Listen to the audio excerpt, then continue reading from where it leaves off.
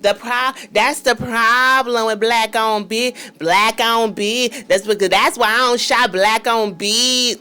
The second I hear somebody say that, my ears turn off because to me it sounds like anti-blackness. Hey, good people, it is Tasha from Politics and Fashion, and we got to get into some things, friend. I don't know if you have been hip to the dragorization that is going on of Hanifa over on TikTok and likely also IG. I've seen it on TikTok, but it is reaching a fever pitch, and I have some opinions about it, but they're nuanced, and I wanted to sit down and have a conversation with you all here today about what is happening with Black-owned brands, Hanifa specifically.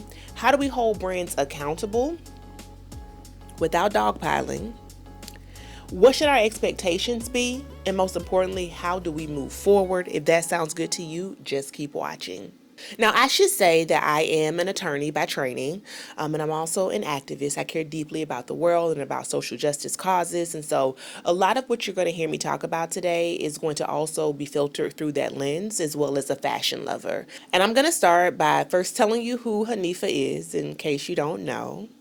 I'm going to talk about what's been happening online, and then I'm going to give you my response. All the creators that I show you today are going to be linked down below. So Hanifa is a brand that was started by a woman named Hanifa. I will not try to pronounce her last name. She is Kenyan, okay? But her name is Hanifa. And she started the brand while she was a student at Morgan in Baltimore. I'm pointing because it's not too far away from where I live now. When she was a student in Baltimore. And it started, she told Tamron Hall, because she wanted to wear something for her birthday. She couldn't find an outfit. She went in her closet. She sewed some pieces together and made her own dress. And from there, Hanifa was born. What I didn't know that I found out in the interview is that she actually had a brick and mortar location. I'm assuming it may have been in Baltimore. Y'all let me know down below. But she closed it in 2015. And in the interview, they say it's because it was too hard to do everything from top to bottom. She's designing it. She's doing the admin. She's running the store, I assume. And it just took its toll on her. Take that and put it in your back pocket, because I found that to be really interesting. But the girls were in love with Hanifa. I mean, she had a very clear aesthetic and design sensibility. I don't know if y'all remember those pants that had the feathers down the side. Girl, I remember them, okay? I wanted a pair bad.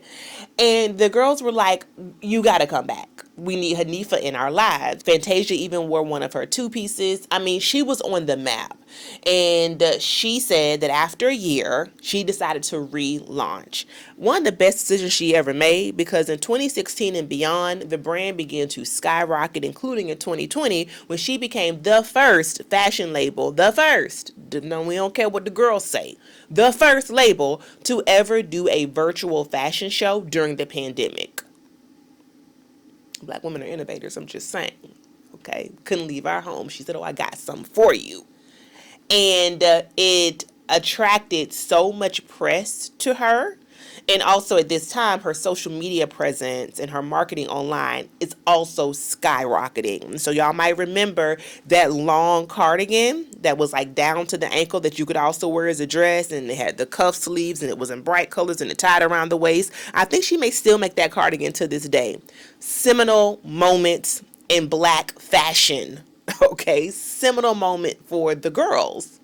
And speaking of the girls, she knows her customers especially well. When I think of the Hanifa girl, I think of the one who is probably a coastal elite, as MAGA likes to call us. You know, the girls who live in major cities, metropolitan cities, probably got a passport, got a little coinage, because the pieces are kind of mid-tier range, probably around the $250 to $300 mark and up. She loves vacation. She loves a brunch. She's never met a mimosa she don't love. Okay? We know who she is. She is that fly auntie. We know her well, okay? And she has done a tremendous job of cementing her flag among the rich aunties. It's just what it is. But there have been some issues along the way. Now, let me just say, I only have one Hanifa piece. The piece that I got was probably about 6 or 7 years ago. Still love it to this day. Have had no issues with it whatsoever. But the girls have complained about several issues. And I'm going to tell you what those are, and then we're going to get to the most recent scandal. First, the girls have said that the sizing has just been all over the place. And it has been very difficult to determine your size. And when you get things, they're way too big or they're way too small. And I think part of that problem, if I had to assume, is, I was talking to a friend about this recently, is because she is trying to fit as many people as possible into a small size range, because that allows for her to not have as much variety in the production, which can get very expensive. So think about it. If I can sell something to you in a small, medium, large, extra large versus by waist size, that means I have to create a smaller quantity by way of production. And so her pieces have a lot of stretch in them for that purpose. Also, she markets towards a curvier demographic of people. But what that means oftentimes is that the sizing can be a little off. And I've heard that more than once. Second issue the girls have said is that there have been some issues with shipping along the way. There have been some issues along the way. And that gets us to the latest concern. My friends, I've done a deep dive over on TikTok, and even if I didn't want to, it's coming down my timeline left and right, so you've probably heard it too, that Hanifa has a very famous end of the year sale. Okay, and this sale is comprised of pre-orders, which she does quite often. So you give her your money and she tells you, I'm going to ship it to you by X date. That date in this case was December 30th, and I believe the sale was a Black Friday sale. The girls say that on December 30th, they did not get their items, or they did not get a shipping notification, rather, about their items. What some of them got, because others said they didn't even get the email, what some of them got was an email saying that the shipping was delayed and that they would keep them posted. Now, I'm filming this on January 14th. Right before I sat down to create this video, I went and I consulted the TikTokery. And the TikTokery said that some of y'all have gotten your pieces. So kudos to you and kudos to Hanifa, okay? But receiving that email or not, depending on which camp you fell in, and maybe the emails were in spam, we don't know. But receiving that email or not caused a frenzy online. And some might argue it wasn't the first time that this happened. And so some of the frustration has been because this feels like a repeated issue. And what the girls are saying is, you have my money, where are my things? So there seems to be some issues around communication. Video after video comes out, response videos, comments are on fire, so much so until Hanifa has to come out and give an update about what is happening. And she's on maternity leave, so I feel horrible that this is happening to this woman while she is on maternity leave. So she comes out, she does a video, and she explains, not surprising, that the delays have been due to issues around production, tariffs, shipping, and they can't control that. People have said, and while we at it, let me also tell you how I'm sick of paying hundreds of dollars for polyester. They say, and another thing. So the girls are going in. They're going in. And the three major issues that I'm seeing are the consistent pre-orders, shipping delays and lack of communication, and polyester. And I want to respond to each of these in kind. First, all three of these issues, I think we have to categorize under this being a Black and a Black woman-owned brand.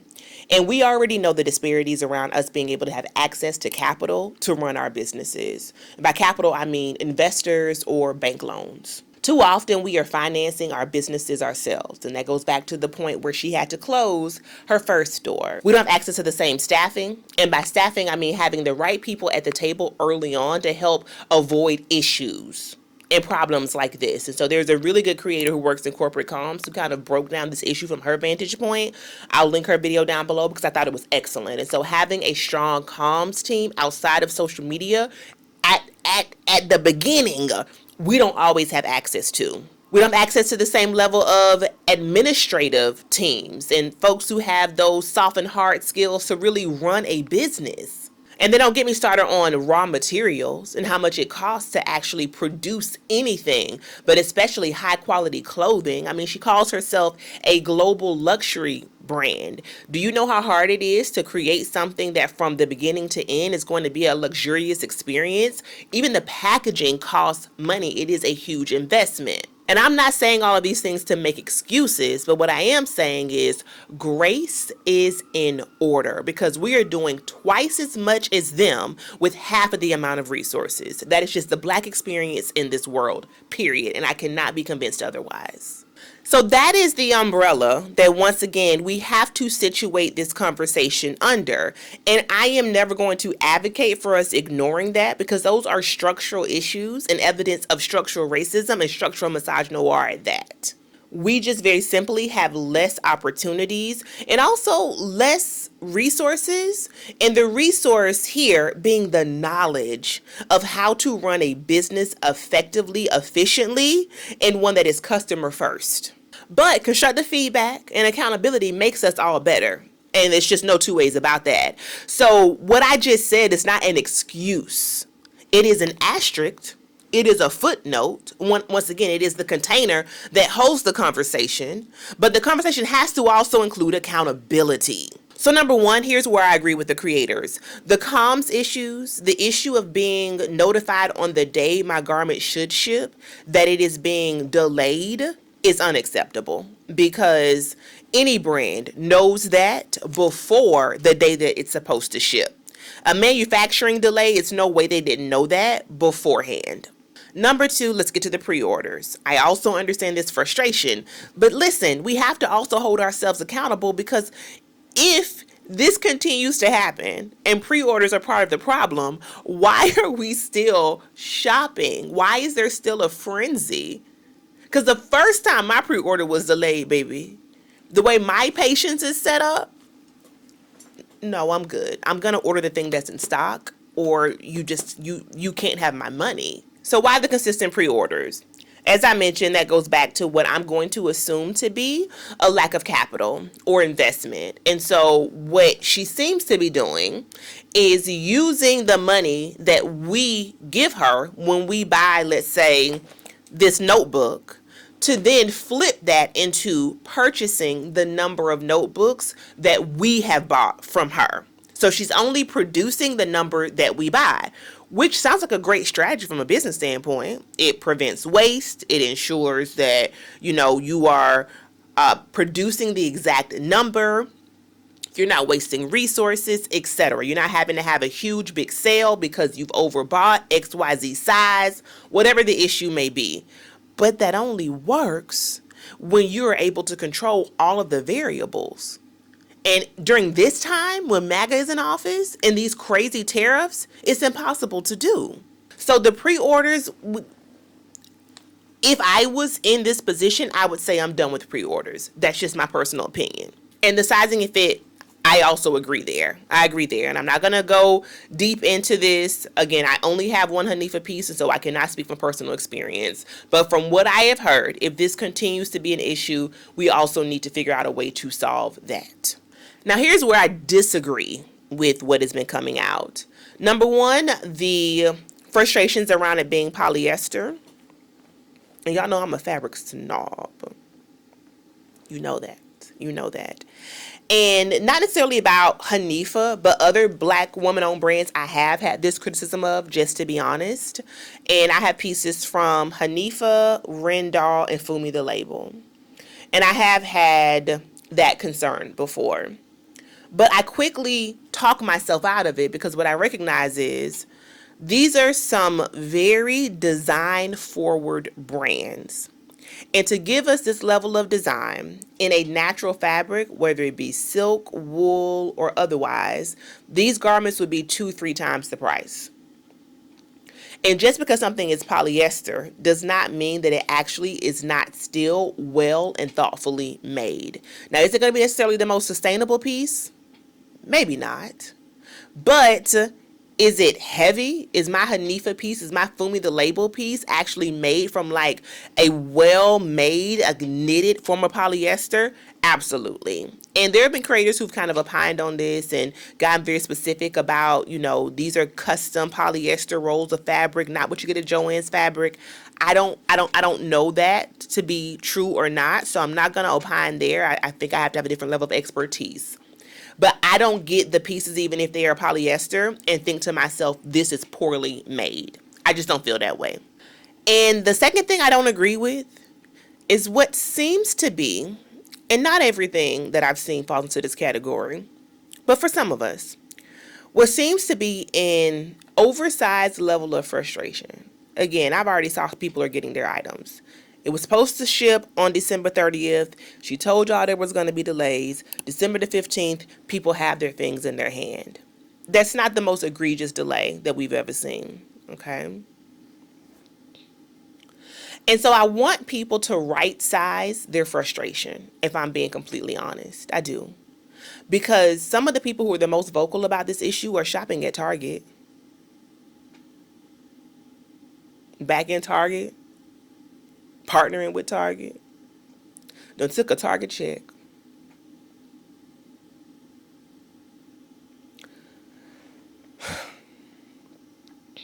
If I put a Target product in front of you right now, know that my mama toes about to be cut off. God forbid. Know that my mama has been afflicted with sugar diabetes. And know that the people say that my mama toes are in jeopardy of removal. And I said, let me go out here and just get a bag flip of brick. That's what, because my mama toes, I don't want her to lose. My mama toes would have to be in jeopardy for me, myself personally. So what I'm saying is, some problems are individual and some problems are collective. And as a people, we've had opportunities to decide where we stand. And I just want us to keep that same energy, that same level of disdain. Because the second I hear somebody say, that's the problem with black on bead, that's why I don't shop black on bead. The second I hear somebody say that, my ears turn off, because to me it sounds like anti-blackness. It does. Because white brands have issues. I just ordered something from Amazon the other day. I literally just ordered something from Amazon and it came broken. And not only did it come broken, but it came broken and the missing piece, the broken piece wasn't included, which let me know that you shipped it to me broken. Am I going to expect for Jeff Bezos to be accountable to me for my broken bookend? I wouldn't do that. I wouldn't do that. And I wonder if part of our frustration, hold your wig, and the issues that we have is that there's something about a black woman-owned business, and a business owner at that we are waiting for her to fail because we don't believe we are worthy.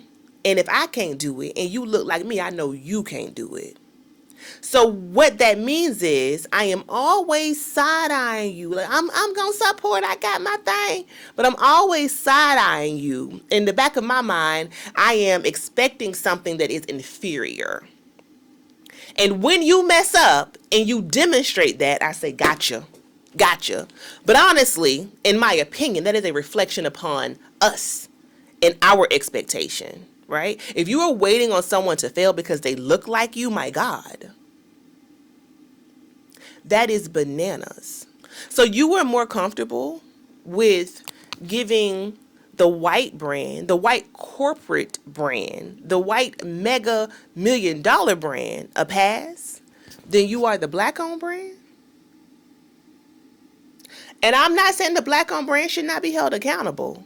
I'm asking for us simply to keep that same energy across the board, baby.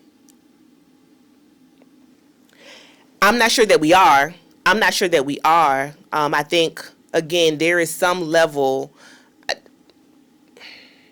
there's some level, even if it's just a little small tinge of it, of anti-blackness that might be showing up in some of this criticism. Might be. I cannot answer that for every single person. I think that is a query for ourselves. And the last thing I will say is this, a bit tangential, but my time to get on my soapbox about this issue. Less about any issues that Hanifa and others have had. Wish them well and praying that they find their way to the other side of being accountable to clients, and also that we don't take this as a moment to dogpile on all Black-owned brands. But as an aside, and what I have to say and I have to admit is I have not bought a Hanifa piece since that one piece I have, because I feel like we don't have enough Black-owned brands that are giving us brand versatility. I love Hanifa, Fumi the Label, Rendall, Kai Collective, Andrea Iyama. Let's call them the Big Five.